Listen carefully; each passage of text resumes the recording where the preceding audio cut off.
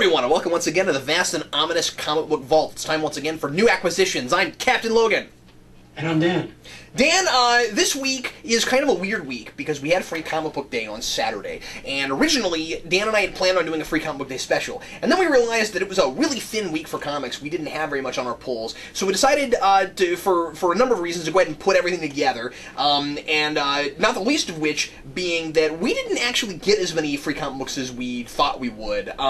Me personally, I actually set up for Free Comic Book Day. I was at Elite Comics out here in Kansas City, and I was promoting the channel all day and giving away my own free stuff, and I wasn't able to get my hands on everything because the line was huge at the beginning of the day, and I wasn't able to get stuff before it started. I could have, but I forgot, and it was this thing. Anyway, so I didn't get very many free comics because that store, Dan, I had no idea how nuts it was going to be. There was a line out the door all day long, and I was never able to get to the counter, so... Yeah, my store was pretty crowded too, and I wasn't able to get stuff because I had went and saw Iron Man 3 earlier in the day, and that was, basically the thing that took up most of the day. So by the time I got there, they were out of a lot of the stuff that I wanted. Like, specifically the Star Wars and Ninja Turtles ones were ones that I really wanted, but wasn't able to get, unfortunately. So, we're going to talk about what we did get, and, Dan, let's go ahead and quickly discuss. We're kind of just going to rapid-fire jump through these and just kind of mention what we got and talk a little bit briefly about them. I don't think any of these was thick enough that there's that much to say about them. Yeah, they're very deceiving in their thickness. Yeah, it's that way every Free Comic Book Day. I thought last year was a lot better about that with some of the books. This year I thought they were a little bit back to formula with just padding books and making them more samplers than actual stories. I only got one of the four I got. I only got one that was really just a straight up full length book that you got for free. Yeah, I mean, Marvel did one last year. That was a prelude to Age of Ultron, but it was clearly written like a year before that because Bucky was still Captain America. Yeah, but it was good. It was at least a full comic book. It was good, yeah, but we'll talk about reprints and stuff as we get into these, I suppose, because there's some of them in here that are like that. Let's go ahead and talk a little bit then about Infinity. This is the lead-up to this big event later in the year. Dan, I'm stoked about this event. Because you know how much I freaking love Thanos. And Galactus is going to be involved in it, supposedly, too. So, two of your favorites in the same event. Yeah, I'm pretty excited about it. Having said that, this pretty much is just here to try to fuel my initial giddiness. It says, hey, look, it's Thanos! And that's it. That's what it is. Yeah, it's pretty much the Avengers stinger, but it's not nearly as cool because we've seen Thanos grin in comics before. Yeah. I just don't think it works as well because it's like... The thing about the Avengers reveal that was so cool was, oh, Thanos is going to be on the big screen. I never thought that would happen. Whereas here, it's like, oh, Thanos is in a comic book again. Cool, I guess. It's a few pages. It's setting up what's going to go on there. We've got this, although it is kind of interesting that we've got this sense that there's these, eyeless alien-looking aliens with, like, multiple arms that are invisible and apparently on Earth already, maybe? Yeah, I think it's sort of interesting that, I mean, some of the ideas presented here are sort of interesting, like people making, civilizations having to make tributes to Thanos and, that being with this whole Crusade of Death and thing. My problem with this really is that Free Comic Book Day is an event that's supposed to, like, bring people into the medium. If you have never read a comic book before, you would have I don't think you really have any interest in this. Like, none of the Marvel heroes are in it. It's just like one of Thanos' like puppet guys going around and saying, look, Thanos is very cool, you should give him stuff, and then Thanos smiles, and that's the end of the book. I agree with you. I don't think it's going to help those people out at all. And it's pretty much just there to, for folks like us, it's just wetting our palate for something that we were already going to buy, Yeah, I don't really think it's all that essential, and I was sort of disappointed by it, to be honest, because Jimmy Chung is one of my favorite artist. Jonathan Hickman's a great writer. I expected something a little bit more, but I don't know.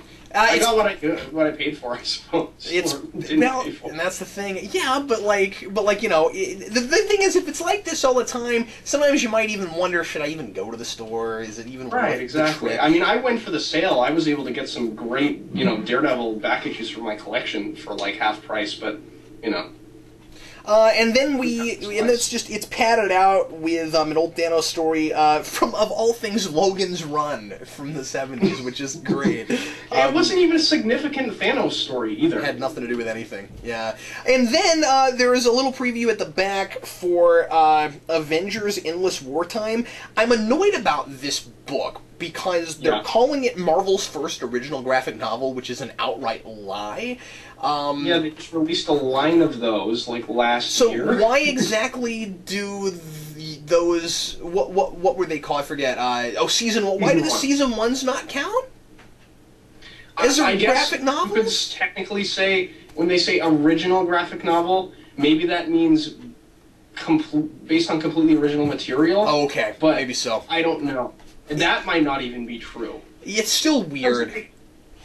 It's still weird that they're calling it that. Yeah, it's very strange. Well, we'll see how that is. Like, maybe I'm wrong about this, but I thought like God Loves Man Kills was an original graphic novel when it came out. I don't know that. I used to think Origin wasn't in issues, and then it turned out that it was. So I don't know. And then we got the preview of Hulk Agents of Smash and Avengers Assemble. So this is ridiculous. What this is? It's low-res stills from the show. From the show, that's all it is. They take the stills from the show and they show you like the first third or half of the first episode of the Hulk Agents of Smash, and then Avengers Assemble they give you like three or four pages or something. Yeah, I was not impressed with this. I get what they're doing. They're saying, let's go ahead and put out a comic book. It'll be really cheap. We'll use those stills, and that'll kind of show people what the show is. The problem is, at least for me, this is actually helping me to decide not to watch these. Yeah, probably. The Hulk show seems pretty terrible. That's how and I mean, like, I hate to not give something a chance, but I mean, like, I probably just read dialogue directly from the show. I sort of feel like I got a preview of the actual show, and I don't care for it. Yeah, General Ross is like this hoorah, go military kind of guy, and Rick Jones repeats the same mistake he had in creating Bruce Banner, where he drives a car out into the desert when a gamma bomb is about to go off, and they're like, oh, look, we're clever, referencing that. I'm like, no, that just makes Rick Jones stupid. And there's so many flaws in logic, too. Annihilus comes to the planet through like a lot of gamma radiation being there in this portal, and then they have a gun that they want to fire to open it with more gamma radiation, but then a gamma bomb goes off and it closes the portal. That doesn't make any sense. Honestly, if they need more gamma radiation, well, why would a bomb close the portal? I was so disengaged, I wasn't even reading it that close. I gotta be honest with you. I know that's awful, but I was just sort of like, just the whole idea of a team of Hulks or Hulk-like people is not a great idea to me. Like, just the whole notion of it in the first place, I'm just sort of like, really? Okay. I don't know. I feel like a lot of people where it's like we're just replacing good shows with mediocre shows. It might not be bad, but it's clearly kind of mediocre. It's not for us. It's for little kids. And I think you can do both, and I think you ought to do both. That's just how I feel. Not all the time. Not all the time. King of doing that, Paul Dini, he's credited as writing this episode, and it's not like that at all. They didn't need it. I don't get it. They could have had anybody write that. That's just how I feel about it. Anyway, I agree. It's sad, and it's sad that they're replacing Earth's Mightiest Heroes with this more lower rent version. I don't know. Anyway, unfortunately, I wish that wasn't happening. I'm not happy with that. I agree. Okay, would you please to jump off of that, talk about the Beware the Batman thing, because I didn't get that one, and that's related to this. Yes, and Beware the Batman, it looks like it's going to be the weirdest tonal Batman show I've ever seen in my life. It's got really dark character designs. They look like really slender, really like menacing looking. Batman's kind of okay with killing and injuring people in here. And he has dialogue in here that's like sarcastic and like wisecracking like Spider-Man, where he'll be like, there she blows, when he's like fighting people and calling people, the criminals, fellas. And it's very strange, to say the least.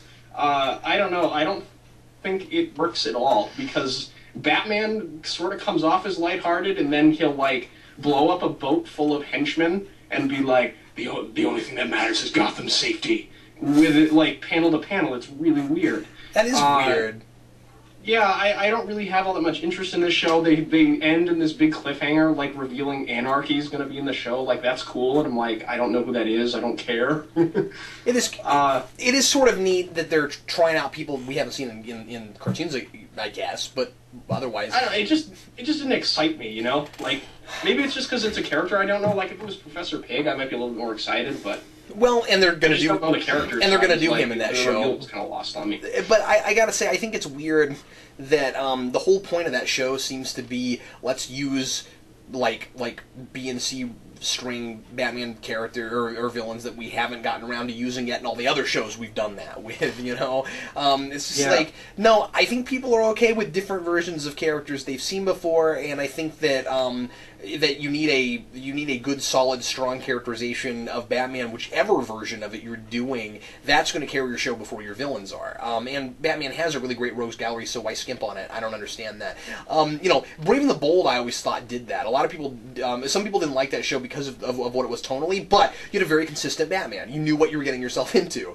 Like, you knew what that show was. This doesn't sound like that from what you're saying. Yeah, there's just like this really weird ongoing dialogue between him and Alfred about whales and harpooning and stuff too, that like is supposed to be funny because one of the criminals' name is Whale, and they like talk, that's where the "there she blows" thing comes from. It's really weird. I don't know. I'm not into this at all. And then there's a Teen Titans reprint in the back, which is sort of interesting because there's like interactive things for kids to do, like a connect the dots thing in a maze that actually factor into the story. That's interesting. Beast Boy gets trapped in a maze, and then like you have to try to like get him out like with your pencil, and then later on the villain's like, "Did someone help you get through the maze? How did you get out?"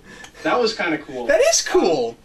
Yeah, because like kids love to draw in comic books notoriously. It was like, oh, now we're giving them a reason to. That's kind of cool. I actually like everything about that. Reprint of an old thing from the show, so you don't get any idea what this new Teen Titans Go thing is going to be, which looks weird. From what I've seen, it just looks like all of the goofy comedy from the old show, like the anime style kind of stuff that they were doing in the old show, just for 30 minutes. With the Beware the Batman thing, did they at least draw panels and not take stills from the show? Okay, they did. Yes. Well, this was actually drawn. It wasn't that lazy. That's good. Well, what else did you get, Dan? I got the. This is actually the lazier of DC's two offerings, because this is the Superman, this was DC's main creme de la creme free comic book day issue, and it's got a reprinted cover as well as an entirely reprinted interior. That's why I didn't mind not getting it, yeah.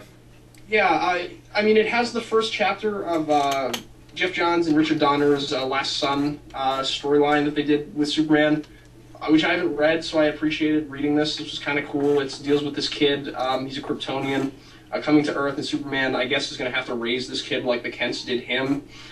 So that's kind of cool. But you only get up until that point where Superman walks into the Kent's house and he's like, "How do I raise this kid? Teach me how to do it," which is kind of cool. But I mean, I'm kind of intrigued to read more. But at the same time, why are we trying to sell that? Right, exactly. Do you think? Can I ask you a question? Non-New 52 Superman in it. He's got the red trunks and everything. Yeah. I mean, the only thing I could see why they did this was because someone involved with the previous Superman movie is writing this, and the new one's coming out. I don't know. That's what I was going to say. Maybe it has, and maybe also it's because it has something to do with Man of Steel, kind of. Who knows? Yes. Yeah. I don't know. I wish DC would have given us. See, I think the companies approached this free comic book day thing a little bit wrongly from my perspective. Like, we get part of a story here where people feel like, oh, I need to go dive into Superman continuity to read like the rest of this. Marvel's is like totally inaccessible to people if they don't know the continuity. Like, why not just give us like a one-shot, really well-written Superman story for free comic book day issue that's original, so you get something for the fans and the people that are coming to the store just to get free comics. I don't know how I feel about it, but I didn't really care for this one. Could they the not? Other ones that I had. Could they not have given us the first? Well, I was just gonna ask you. Could they not have just given us the first few pages of the new Scott Snyder Superman thing? That's what people were kind of hoping we would get. Is that not? There was a preview, like interview thing in there. There was an interview with Jim Lee and Scott Snyder about it in here, and some penciled art, not completed. There's a little picture of a 5-page fold-out spread thing, supposedly going to be in the book that we've already seen online and stuff. So it wasn't really anything new to me. I don't know. This was kind of superfluous for me. I mean, the story was enjoyable, but I wish DC would have put a little bit more effort into it. You know what the big mistake was? Last year they kind of already did their Trinity War lead up. Oh yeah, I kind of forgot about that. The Free Comic Book Day comic last year was a lead up for Trinity War, which is happening after the. I wonder if Trinity War is not happening later than it was supposed to. But I don't know. That's really strange. And also, you were telling me before we started recording that Trinity War is going to be between 3 books. The impression I got when they put that thing out last year was that Trinity War would be like an event book like Blackest Night was. I wonder if that changed at some point, if that's not why it's later. I could be wrong, but I'm wondering about it. I had thought that it was going to be a miniseries just like you did before I heard that announcement. I was really surprised to hear that it was going to be a crossover between all the Justice League books. I had thought it was just going to be Superman, Batman, and Wonder Woman fighting each other. But apparently it's the 3 Justice League teams fighting each other now. I don't know what that's all about. Yeah. But what else did you get? Anyway, the other stuff I got was the Sonic the Hedgehog and Megaman Archie prelude to the crossover that they're doing for both of the characters' 25th anniversaries. The 12-issue crossover, I think it's called Worlds Collide. And this is the prelude to it. Basically, if you haven't been reading the Sonic or the Megaman series, it drops you in like pretty well. Like, there's some things in here that that went over my head just because I haven't been reading this. Like, there's Sally, one of the characters, going back to like the old Sonic animated series. She's a robot now that's controlled by Eggman, and she like attacks Sonic and stuff. It's basically like a few scenes before their universes get mashed together. It's not all that important, but it was a fun read. I enjoyed hanging out with the Sonic characters, and I've never played a Mega Man game in my life, so I didn't really know much about what was going on there. But there was something going on with Mega Man and like fighting his brother and stuff. So if you were like invested in the series, maybe there's something there for you. The Sonic bit, I didn't really feel like that was all that important because like none of the characters really go anywhere. Obviously, because they only have half an issue to tell the story they want to tell. So, I mean, it's worth getting if you're like in. Because it's free, and if you've been reading these and you're excited for the crossover, you might enjoy it. But at least they gave us an original story for this. Yeah, that's what I was happy about. People have. I wish I'd even known that was coming out. I didn't see that. People have been asking me if I'm going to review that. I'm thinking about it. I will probably be buying that. I'm not a Mega Man fan either. I've not played a lot of Mega Man. I did read a couple issues of the of the series when it first started coming out and liked it. And I love that Sonic stuff. So I will probably review that. People are asking me to do it. I'll probably get that. Did that already start? I'm curious. What's that now?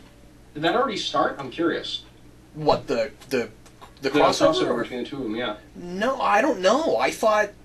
See, now I'm not sure. If it's already started, then I better get on the horn on that. I have no idea. I was just curious. I assumed if that came out to set it up, that it's not out yet, but I could be wrong. But then again, DC's doing things like releasing a preview for their event a year before, so who knows? Yeah, but I got to tell you, man, Archie is usually more on the ball than that. Plus, they don't have as much to deal with. They don't have as many books. You can't say DC's erratic behavior is reflective of everybody else. I have usually liked what they've done for Free Comic Book Day. I like the Sonic one they did last year. It was good.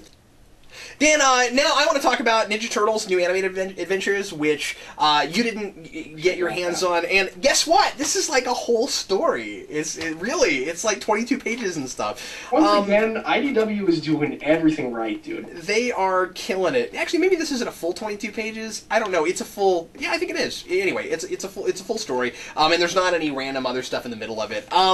So.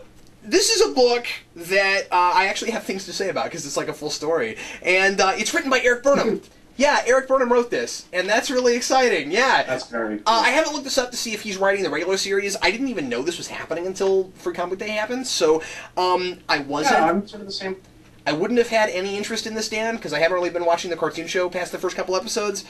Now I'm with you. I want to catch up with it eventually, but... That's how I am. Now I'm kind of like, maybe I'll have to read this, because if it's Burnham, this is pretty good.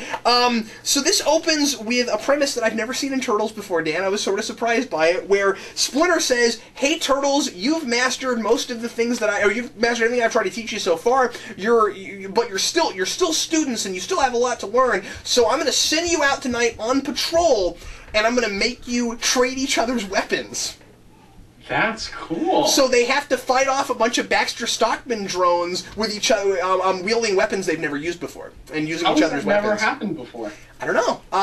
Because Burnham comes up with the best, simplest, awesome, obvious plots. That's why. I like this a lot. I was surprised by it. It's not like a real riveting, sort of like really important thing, but it's fun. It's funny, and there's a lot of really funny dialogue in this. He takes the comedy from this series and makes it less intrusive. That was the thing that I disliked the most about that show. I liked things about it, but I just didn't really care for all of the kind of like obtrusive humor where like we would pause everything and make people react like crazy to things that they wouldn't usually react that way to. I just didn't care for it. That's not in this book. It's not like that. There's this ongoing joke where the Turtles either can't remember what Stockman's last name is or they insist on saying it wrong.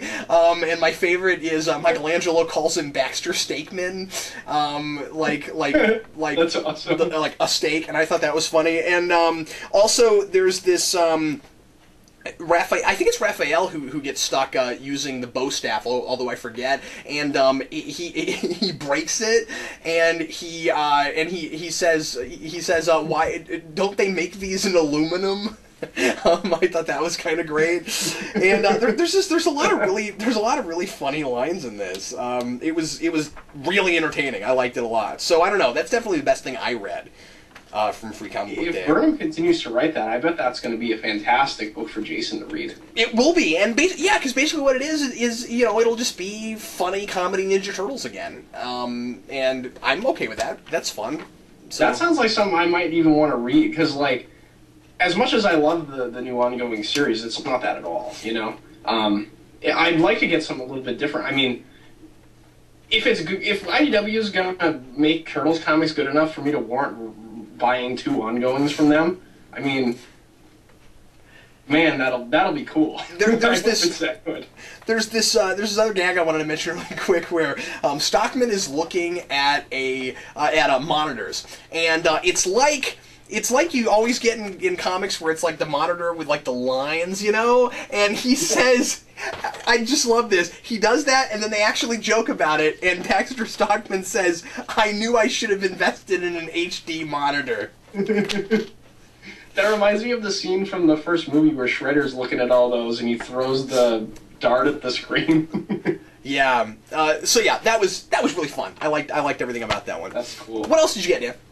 The last Free Comic Book Day thing I got was the Dark Horse one. That wasn't the Star Wars one. Oh.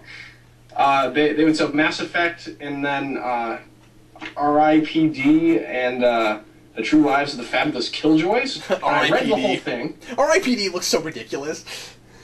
Yeah, I didn't really know what it was until I picked this up. Apparently, it's going to be a movie. Yeah, have you not seen trailers for it? No, I haven't seen trailers. Yeah, it's got Jeff Bridges. That's cool. Yeah, it looks ridiculous, though. It's really punny. It's just like nothing but puns about death. Anyway, yeah, it looks ridiculous. That's funny. Yeah. Well, I'm going to talk a little bit about the Mass Effect one first, because that was the one I was, sort of mildly interested in, because, I mean, I like the Mass Effect games quite a bit. I'm not enough in the universe to, go and read the comics. Right. And I'm sure people have written for the games, which have, some of the stories in video games outside of the comics. But, I don't know, I'm just not all that keen on it. But this story, it's the story of how Joker, the pilot of the Normandy, gets his job. And it's pretty standard, what you would think would happen. Joker's a cripple, he has crutches, and all the people are like, oh, this guy can't pilot a ship because he's a cripple, and then he steals the ship and does really good, and then they're like, oh, you should go to jail, and then one of the guys is like, no, he piloted the ship really well. You should give it to him, and then they give it to him. I mean, I don't know. All right. I've seen that story sort of played out like a million times with things that have ships in them, you know? Where somebody's... They kind of did that in the Star Trek '09 movie where, Kirk's like this really arrogant guy. It's like, that guy could never command the ship because he's got something wrong with him. And then, he does exactly, something exactly contrary to the rules, and then he does it really well, and they give him the command of the ship. I don't know. I was sort of lukewarm on that just because it was, something I'd seen before a million times. R.I.P.D. was kind of strange, to say the least. It looks strange. There's this one point where I think it's Jeff Bridges' character, because the guy looks like Jeff Bridges, he randomly changes into a woman, and they make mention of the fact that he has cleavage, and then that's never brought up again, and he's never drawn like that for the rest of the issue. It's just one panel. They're like, oh, you never... the reason I picked up on the fact that you were a dead guy is because you weren't looking at my partner's cleavage, and then Jeff Bridges is a woman, and then that never happens again. Yeah, there's a lot of weird things in here. That's weird. Yeah, it's sort of played off for humor. There's some interesting ideas where, like, there's this ghost guy that possesses people's bodies and, like, lives their lives until their wives are ugly, and then he like kills the soul of the person inside, inhabits their body, and then when their wives get ugly, he moves on to another guy with an attractive wife. That was sort of amusing, I guess. I was like, well, that guy's kind of a scumbag. But yeah, that's basically what the story of that is about, is the R.I.P.D. going in and figuring that out. It's a very brief little scene, but it's sort of amusing.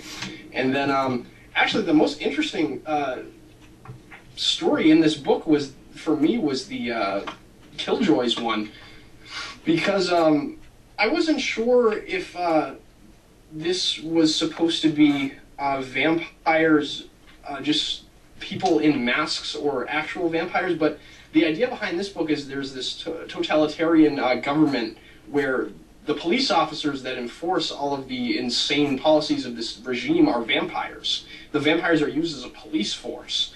And one of the things they're enforcing in here is they have really strict bedtimes for people, and if your kids don't go to bed on time, what they do is they kill the parent of the child and replace them with a robot that looks exactly like them, so the kids never know, but they just raise their kid to be a puppet of the fascist regime.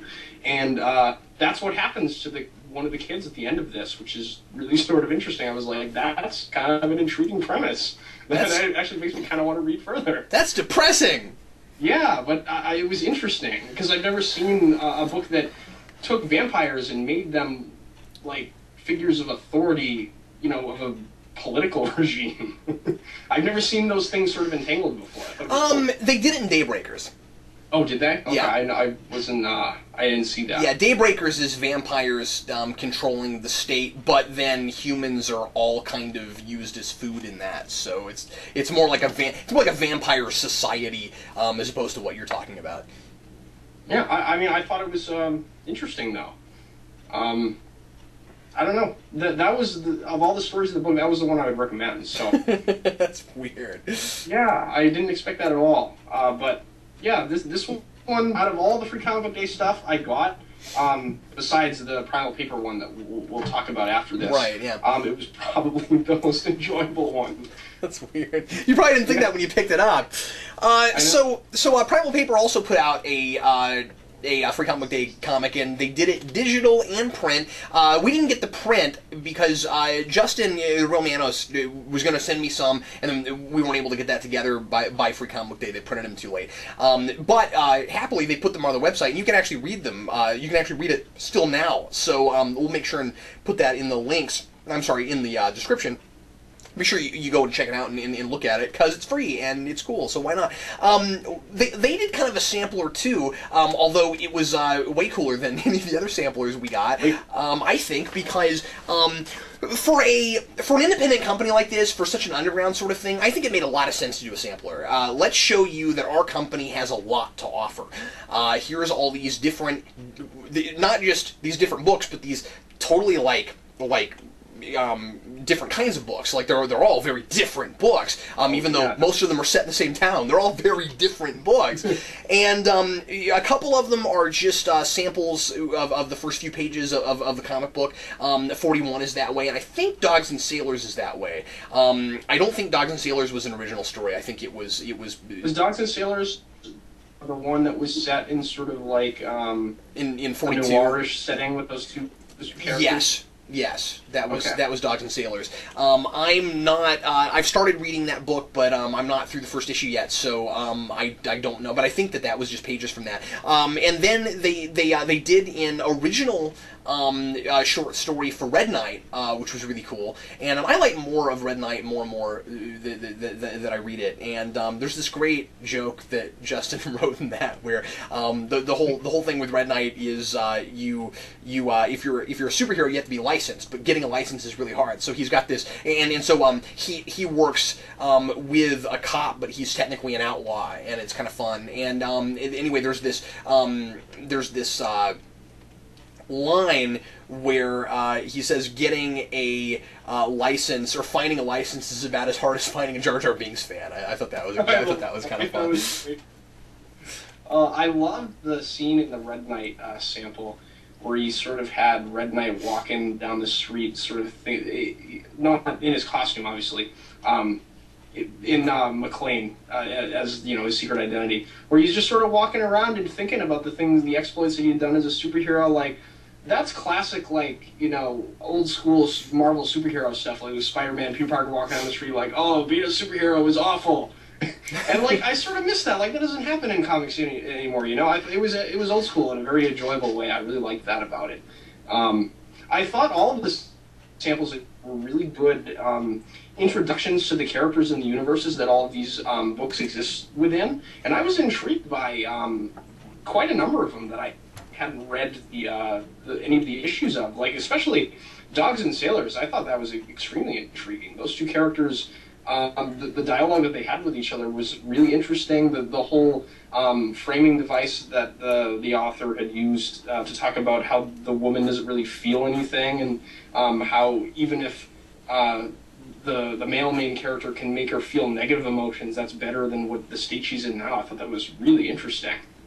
Yeah, there's a lot of really good stuff going on there. And then there's this really funny little cartoon at the end where it's like a crossover where Red Knight meets like a couple other characters in like published by Primal Paper. He meets like a Peregrine from the Ends, and he's like, "What do you do?" And he's like, "I shoot people in the face." And I just thought that was kind of fun that they did that. But yeah, they were really cool to have so many different things in that sampler, and they put a lot of thought into that. I was really impressed with it.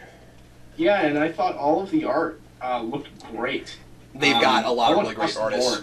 They've got a lot of great artists. The artists did an impeccable job with all of the samples there. There wasn't any of the issues or the samples, they weren't individual issues, but with any of the samples, I didn't have any qualms about the artwork at all. I thought the stories were told really well, and the line work was really clean. It looked fantastic, professionally done. I have to say. I really think on all fronts. If you've heard me talk about some of the stuff at Primal Paper and you've been on the fence about whether or not you want to try any of them or which ones you want to try, I think you should read that, because it'll probably something will jump out at you. At least one of those books you're going to want to read. So anyway, why don't we go ahead now, Dan, and jump into our regular stuff, and we're going to start off with Uncanny Avengers number 8. So we've got more of these heirs to Apocalypse kind of wreaking havoc, and the whole theme of this book right now seems to be if only humans and mutants would work together, we could solve this problem. That seems to be the whole thing.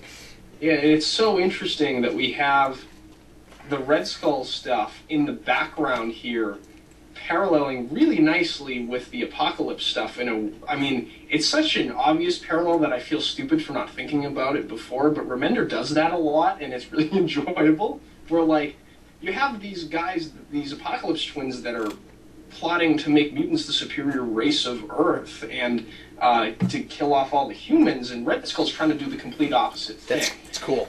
It's this giant war of philosophy that's brewing and coming up, and it seems like all of the Avengers have some sort of personal stake in this that Remender hasn't revealed yet for some of them, but we got the complete, I think, explanation as to what Thor's role in this is going to be. Wolverine's role is a little bit hinted at. We know some things from previews, how he'll be personally invested in it. Yeah, Remender's just doing fantastic work making this premise literally and figuratively affect this book. I love everything about it. Sunfire's great in this too. What it kind of comes down to is look, neither of these is okay. It's both two giant extremes, and we got to come together and solve them both. How much sense does it make for this team to have to deal with these plots? Now, they're big enough plots that I'm a little surprised not to see the whole Marvel universe trying to tackle this. It's that sort of thing. I do feel like my only criticism of this is that I feel like Remender is working really, really hard to make all those personal connections actually happen. And it's working okay, but it does seem maybe a little bit coincidental that these guys have come together and then they have so much in common, or so much personally tied to these villains, right?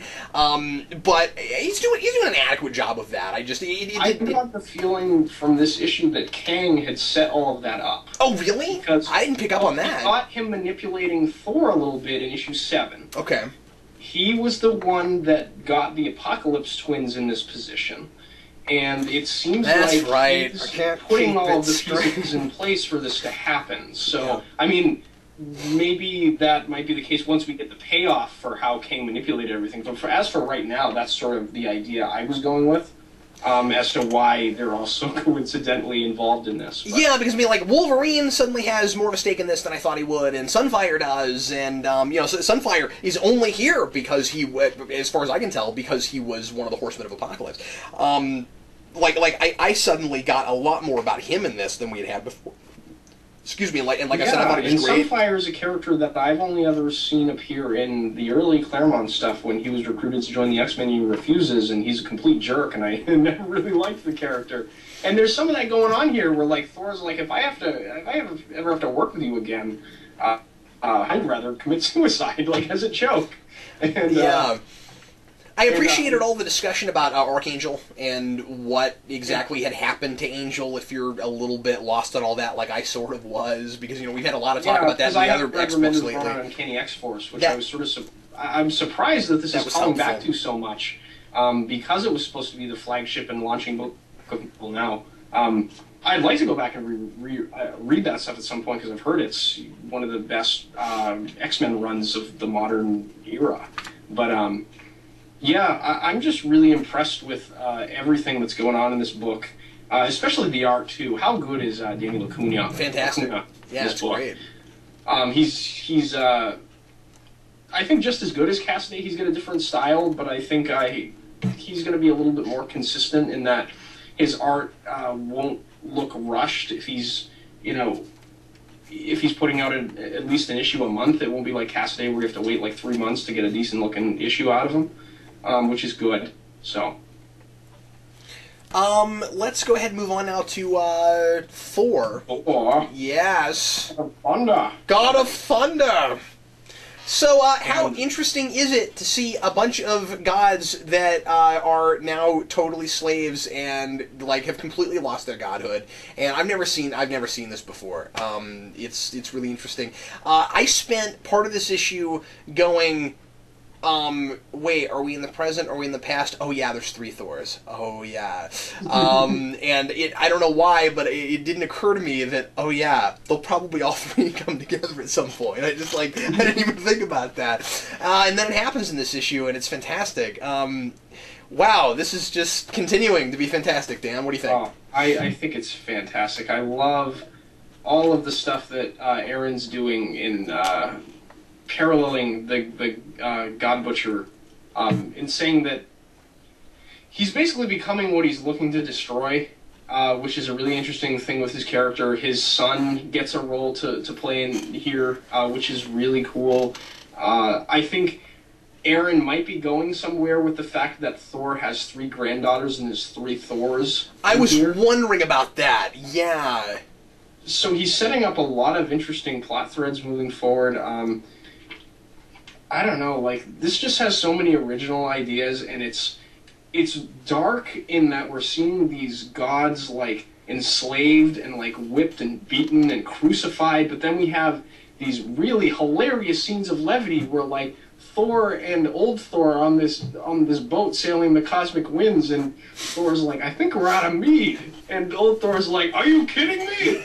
And he gets all angry about it, and it's like one of the funniest things I've ever seen. Jason Aaron is really good at balancing the sort of dark things that he likes to do in this book and some of his other work, and providing really hilarious moments of levity. And you're absolutely right about one of the best things about this book is the hammergrams in the back. If people don't read the hammergrams where Jason Aaron responds to people's letters in Thor speak, and there's a picture of him with a Thor helmet on in the back, you're doing yourself a disservice. They're real fun. But yeah, you're absolutely right about the theme of Gore becoming, you know, the only god, and I don't think that's what he set out to do. You know, he wanted to create a universe where there weren't gods because the gods were not what they to him what they professed to be, and this whole notion of the afterlife, and even though you have these beings that are grand enough that they can get away with calling themselves gods, still, you know, when you die, do you go where they told you would, and did they really create anything? You know, are they gods in the sense of they set up what happens to you when you die, so you have to give them tribute? No, they kind of just are big guys with superpowers, and that's but then Gore has set himself up so that he's the only one, and so now he's kind of got that, and yeah, that's all really interesting. Also, I wanted to say that as a time travel story, it has to keep reminding me it's a time travel story, which is awesome, because usually it's hard to really get invested in time travel, where a lot of times it's just kind of a gimmick and it's sort of fun, but you know at the end that nothing that you watched happen really happens at the end. It gets reset. Here, I can't predict it. I don't really know where we're going, and even if there is some kind of a reset button at the end of this or whatever, I still feel like, at least in the creation of this character of Gore, I got a lot out of this story, you know? So, I mean, like, the time travel's not dragging it down. It's really one of the fresher time travel stories I've read in a long time. I think this is going to have some sort of unprecedented effect on young Thor, in that, like, this could become the new reason as to why he becomes worthy of the hammer, which I think is really cool. Sure. Which, you know, just immediately gives it a ton of credence as an important Thor story. You know, Thor becoming worthy of that hammer is like the big character thing for him. That's right. So if this becomes a new reason for that happening, that'd be really cool. And him getting earlier than he had before, what sorts of effects does that have on him as a character, you know? Because it never happened that early before, at least from what I've read or know. But yeah, I think all of that stuff's really great. And you were talking a little bit about all of the thing about Gore being the only god. It'll be interesting to see if Aaron at all touches on the whole polytheism, monotheism thing. I was thinking the same thing. We've only seen pantheons where there's multiple deities so far being killed off. It'll be interesting to see if he comments on that religious thing, because he touches on a little bit. The son has a dialogue with young Thor here about the importance of gods and religion and that sort of thing, and he has the basic, really cynical view on religion and about how it just takes advantage of people and that sort of thing. And I think the point of this story will be sort of validating religion, but not in a really preachy way. That's how I have a feeling that's where it's going, but we'll have to see.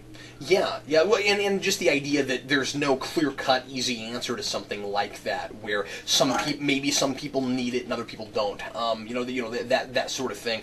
And I also think it's really interesting to see these three representations of the stages in a man's life have to come together and work together and meet each other, because neither one of them is going to be comfortable with the others. You're either gonna be forced to look back at what you used to be and it bother you that maybe you see something there that's still in you somewhere, or look to the future and see someone that you're afraid to become, or as the future, to be saddened by nostalgia. Like just all those three things together. It makes every one of them a different character and an empathetic character. I think it's fantastic.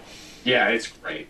I mean, you have young Thor sort of being the rebellious young kid, like, oh, these dudes are old, I can't really relate to them at all. And then you have Thor in his glory days sort of looking before and ahead, and he's like, I don't want to become Odin, and I'm kind of embarrassed that I'm that guy. And then old Odin's just like, I can't believe I was any of these guys before.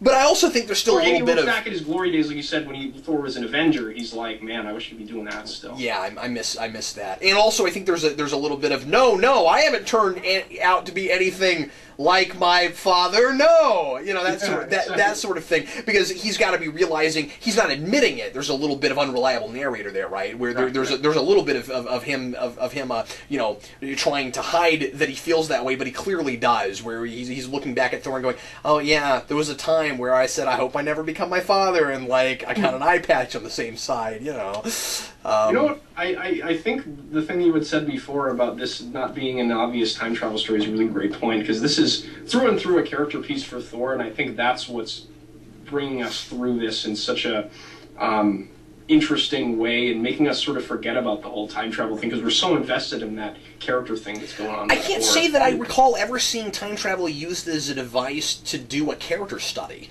Yeah. That's really interesting. I mean, we've had, like, two of the same person have to work together and that sort of thing, but they're usually close to the same age or whatever, or it's just done as a novelty and there's nothing said with it. Here, it's like, this is how, again, exploring the various stages of a person's life. I'm deeply impressed. I have enjoyed this all the way through. Now I feel like I'm picking up on something I didn't realize he was going to be doing, that I think, going back and rereading this, which I have every intention of doing, will turn out to be the end game, the plan from the very beginning. This is a character study of who this man was throughout his entire existence. I'd love to see an entire story devoted to Elder Thor, stuff like that. Like it's actually worth seeing who Thor would be when he's old.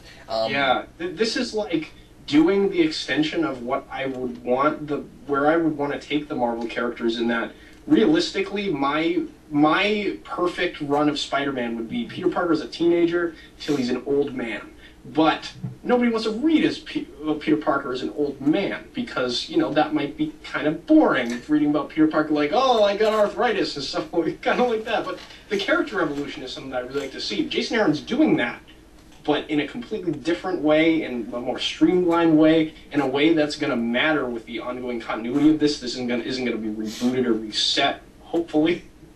But it's not the sort of thing where he's having to take 100 issues to go to evolve it in real time like Spider-Man did back in the day. It's really interesting. And he's making a great case that maybe we haven't seen every great story that could be told with these characters. I think Marvel now, in total, has been doing that. Where there comes points where I, as a comic reader, find myself going, these characters have been around for decades and decades. Is there really anything left to say about them? Sometimes it's easy to get yourself thinking that, because you'll read some kind of stale stories that are hitting all those places that we've seen before. And with what Bendis is doing and what Remender is doing and what Jason Aaron's doing, I'm like, wow, this is so fresh. I'm seeing things I've never seen done with these characters. And Thor's one of the bigger examples of that.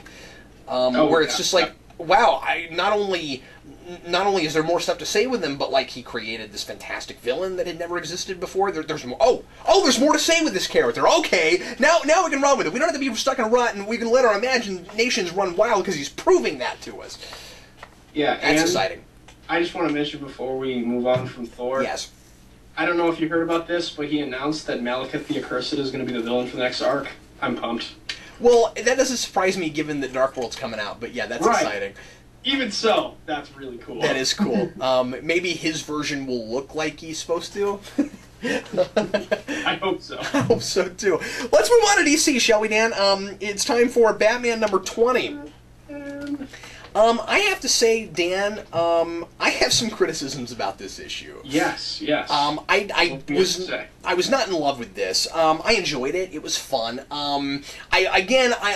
We talked about this with the last issue because this is kind of a two-part story. I like that Snyder was able to kind of come in and not do a big, giant, earth-shattering kind of story. I mean, like Snyder is recognizing that sometimes it's kind of fun to just tell a story and it doesn't have to change the universe. So I'm glad that we've got that here.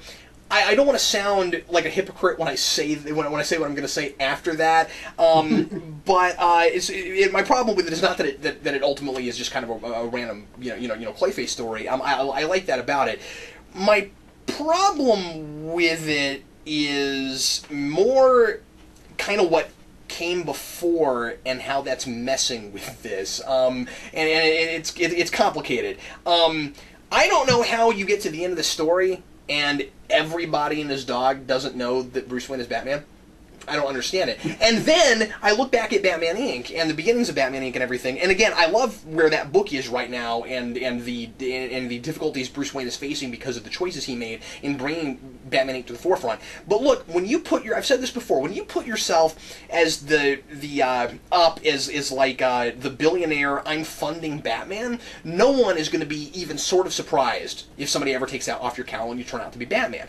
Thematically, this is a cool idea. Thematically, what we've got going on here is this idea of personas and identities. And so you've got Clayface pretending to be different people, mostly Bruce Wayne, trying to mess up Bruce Wayne and Batman, and he thinks he's figured out that Bruce Wayne is Batman, and it's dealing with these ideas of trying to have an identity, and he's a character who's pretending to use somebody else's identity, but he's not capable of ever looking like himself again, which kind of parallels the idea of is Bruce Wayne really Bruce Wayne because he's Batman. All of that is a cool idea. I'm digging all of that. The implications for the world at large is what bugs me, because I feel like what it's doing is it's bringing too far to the forefront something that I've not liked for the last couple of years, which is how the heck does everybody not know that Bruce Wayne is Batman at the end of the story? As soon as Clayface mentioned Damian and Batman freaked the heck out. That's it. Yeah. And I mean, like, surrounded by police officers. I mean, you could make the argument that, I guess, people wouldn't necessarily know that if Bruce Wayne is Batman, like, because that's Bruce Wayne's son, because they were like partners as Robin too, so people, I don't know that if people knew Damian Wayne was Robin, or did Clayface mention that when he was talking about it? I can't really recall if he called him Damian or called him Robin. I think he called him Damian was the thing. Yeah, like, because if he called him Robin, I could see that being a reaction that, Bruce would have outwardly, because he wouldn't have any risk there, but from what I remember, it was just Damian, which would have set a red flag off for anybody in the room. Well, actually, what he does is he starts talking about his son, and then he makes himself look like Damian Wayne, not like Robin. Okay, so the Batman having any kind of reaction whatsoever, let alone a total freak-out moment.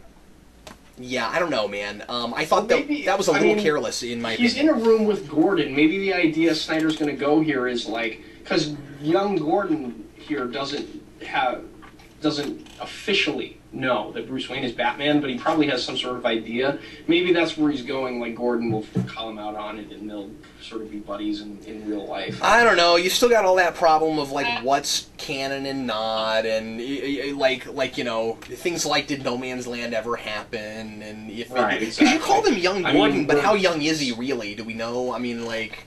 Right, I mean, we're getting the 0 year... But this isn't part of that. Next issue.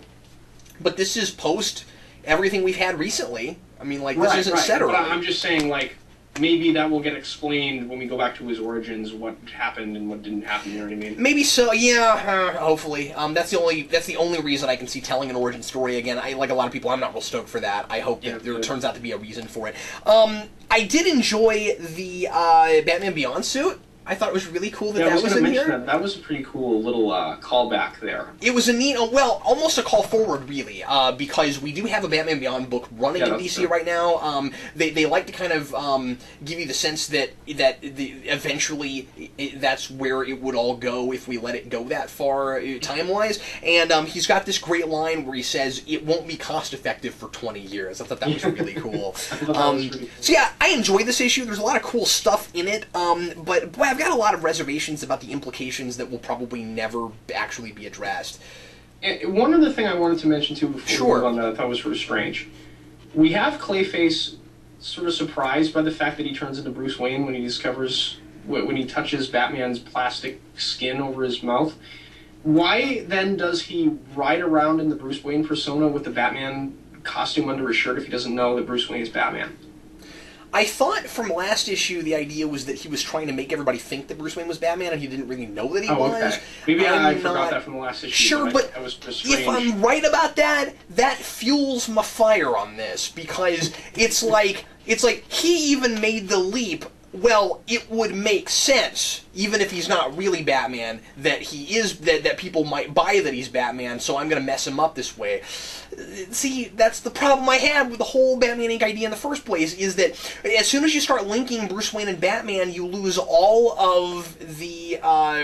any remote amount of realism you ever had of people can't figure out that Bruce Wayne is Batman. I just think you lose all of that. I mean, I hate to give Morrison too much crap for that, because I love a lot of the stuff he did with Batman Incorporated. I just think that it went too far for the thing at large. I think if Batman Incorporated was his own standalone thing, I think if Morrison... But see, then Morrison has a lot of stuff in his run that you want to be canon, so... I don't know. It's just strange... line to walk. You know what? Other people might not agree with me on this. This might not be a problem for other folks. I mean, like, I don't want to step on anybody's toes. I know people love Morrison's run. I know people love Batman Incorporated. It's just that the premise of the whole thing, regardless of the fact that the stories have been very good, is something that's always bugged me, because people like Snyder are having a hard time writing in it. And that's... Yeah, and you get the feeling that, like, I mean, Clayface... While he's keyed into that whole identity thing that you were talking about, he's not the smartest guy in the world, so... I mean, Clayface is not Riddler-level intelligence, so you get the feeling if people like him can figure it out, there's smarter people. Yeah, or at least if he can make up something that turns out to be the truth, you've gone too far. If he's got suspicions about it, exactly. Yeah. Well, again, I'm not sure the idea is that he has suspicions. I think the idea is here's a premise I made up that people could plausibly believe. And it's like the thing he made up turns out to be true. Ugh, that means you went too far. Agreed. Dan, what is your one solo book for this week? My one solo book this week is Star Wars #5. This is again by Brian Wood and Carlos Dana. And this book continues to be fantastic. I'm really liking this book. The mystery and the plot of what's going on here thickens. We learn that the leak in intelligence and how the Imperials are finding the rebels is not coming from within any plausible leak in rebel intelligence other than from Leia herself. And she's not obviously linking the information, so the question is, who is it? Nobody really knows what's going on. The Imperials are able to get their hyperspace coordinates as they're jumping through different places somehow. They've got them basically at the end of their rope. They're trying to find a new base, and it gives the book a real sense of stake without sort of stepping on the films that are supposed to come after this. Like, you're invested in what's going on here. Like, Leia almost dies in this issue in a space battle, and you really care about her, even though you know she's going to get out of it eventually because she has to be an Empire. Yeah. They're doing a good job of walking that line where you're kind of like, some of these prequel comics where you can get that problem, you're like, oh, I know they're going to get out of this because they have to be in the movie or the thing in continuity that comes after this. But Brian Wood's doing a good job of making you invested enough in these characters and making the mystery interesting enough that you're like, oh man, I'm really caring about these people and I don't know what's going on. It's throwing me for a loop, and I really like that about it. Han Solo's and Chewie are still getting some fun stuff to do. Boba Fett crosses paths with them in here, and I was like, heck freaking yeah, that's awesome. I love Boba Fett. He's one of my favorite Star Wars things. So that was cool to see. What else? The thing that I had mentioned before with the Force ghosts and the implications of Luke seeing them is explained here, and it makes one of the characters in here maybe an obvious choice for leaking the information to the rebels, but I have a feeling that it's going to be some sort of larger implications in the whole thing. And we get some more interesting stuff with Darth Vader trying to meet the Emperor's insane schedule for building the second Death Star, and him being a middle management person between him and the acting Moff. It's really cool. And Darth Vader has a little bit of compassion to be shown here, which is interesting and consistent with his character later on. So I'm just really liking Wood digging into these characters. It's a real great character piece for all of the characters involved. So I can't say enough good things about this book. If you're a Star Wars fan, I'd highly recommend this or Star Wars Legacy. Whatever your taste is, if you don't want to read anymore with the original characters, Legacy would be great for you to read. But if you're looking for something with the original characters, this is great too. So it's all great stuff from Dark Horse Star Wars as far as I'm concerned. You get as giddy about Boba Fett as I do about Thanos, man. Oh, I love Boba Fett. The one book I've got for this week is Batman Arkham Unhinged number 14. I don't have a lot to say about this. This is kind of the Bruce Wayne, Talia origin and Ra's al Ghul origin retold. And they've been doing a lot of retelling of villains' origins. Of course, this isn't Ra's al Ghul's origin. This is the origin of their first meeting. And you get a lot of that in this because in this series, because it's setting up things that happen in the game, and because people's backstories and history are not exactly what they were in the comic books. So this is kind of fleshing out the Arkham universe. So if you don't care about that, you're not going to enjoy these books. I have enjoyed getting that in the context of Arkham City and Arkham Asylum, and this is kind of what you would expect. We've sort of been here before. It's well written. It's well handled. It's again, it's pretty much just Bruce Wayne rescues Talia. They kind of rescue each other, and then you find out that Ra's al Ghul set it up the whole time because he wanted to make Bruce Wayne because he wanted to set up Bruce Wayne to marry Talia because he's been following Bruce Wayne and Batman's exploits, and of course he's Ra's al Ghul, so he's already figured out that they're the same person, and so he set up Batman to marry his daughter and to give him an heir, and that's what they want. That's what he wants to do. And then at the same time, Bruce Wayne uncovers his big, scary genocidal plot because he's Ra's al Ghul, so he's always got one of those, and he thinks that the world is all messed up. He's got to fix it because he's Ra's al Ghul. Right. And then of course that doesn't happen because we've played the video games and there's still a world there, and so so again, there's nothing surprising or new in this. However, if you're not real familiar with Ra's al Ghul and you don't really know much about these characters, this isn't a bad book to read to kind of refresh yourself. It's not exactly the same as it is in regular DC continuity, but it's close enough. It's true to those characters. So you would read this and go, oh, okay, that's what that is. And to compare it to Batman Begins, if that's the only version you know. One thing that was kind of nice is kind of the evolution of, let's see if I can get these names right. The evolution of the Society of Shadows to the League of Assassins. Those are not exactly the same thing. They kind of morph into each other. Oh, that's cool. I know in the comics it was always the League of Assassins, and then in the movies they changed it to the League of Shadows. It's cool that there's two different things in there. Here it's the Society of Shadows, but there's also a league, and then when it's like a society and a league, and then when Talia later on kind of takes over, she makes it more of a League of Assassins, and there's kind of there's an emphasis on the fact that now we're assassins. It almost makes me wish that they had gone that way or that they had actually changed their name in Dark Knight Rises, because the whole notion of I never picked up on this, and I wonder if that's not part of what they were doing. The whole notion of when a Bane takes over, now they're mercenaries instead of ninjas. So if he had changed the name from the League of Shadows to the League of Assassins, that's really consistent with this interesting twist of now Bane is involved. But I think what he was doing in Rises is a little closer to what Talia's doing here. And of course, this is Talia, and she turns out to actually be that. So the idea, I think, is supposed to be that the League of Shadows actually turned into something somewhat different with the same motivations, but they're more extreme now. I never picked up on that before in that film, and I really wish they'd called it that, because I think that's what they were going for. Anyway, so if nothing else, this helped me understand something in Rises a little better, maybe, unless I'm reading into it. I hope I'm not. I think that's cool. But anyway, yeah, this was about what you would expect, but it was worth it. I enjoyed it.